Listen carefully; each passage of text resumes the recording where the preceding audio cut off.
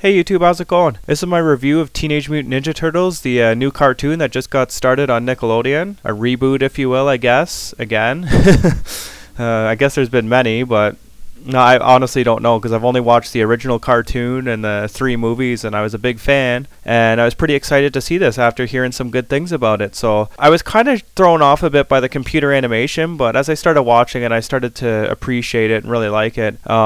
Lots of cool things with this show, like Raph. He's got the attitude problem that he has in Ninja Turtles 1, the movie, and he's not the leader in this one, but in this Turtles they explain how Leonardo becomes the leader. And I will try my best to keep this spoiler free, but there's a couple obvious, like this is like a trait of the Ninja Turtles that Leonardo's the leader usually or whatever, right? Except for the movies or whatever. But it explains how he becomes the leader basically. And they explain the origins of how they like pizza, or the first time they've ever ate pizza in this, which is awesome. I was like totally blown away by that, because they don't eat pizza until a certain event happens in this movie, in this cartoon, which I thought was cool. And then of course it does like the origins of Splinter and how the turtles got made, and I'm not going to ruin that part for you, but it was pretty cool. But there's also a reference to the TMNT 1 movie in there, which was pretty cool. And it was funny because my wife was making fun of me for watching this, but honestly, I didn't feel that it was too childish. I thought this cartoon had an appeal to adults and it had an appeal to kids.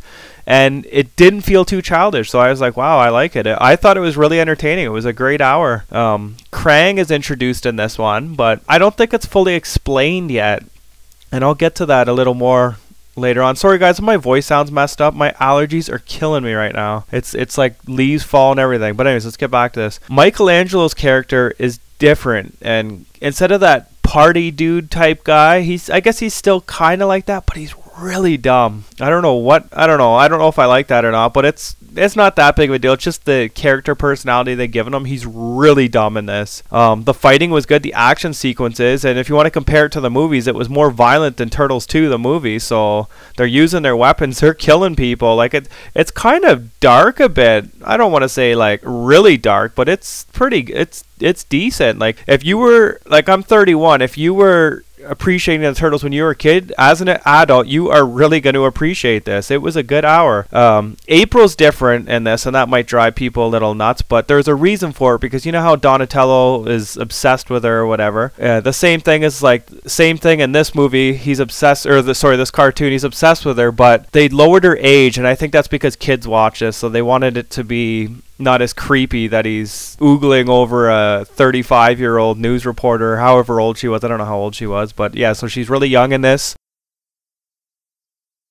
I honestly didn't see a problem with it though. It wasn't too bad or anything like that with her age. She's considerably younger in this.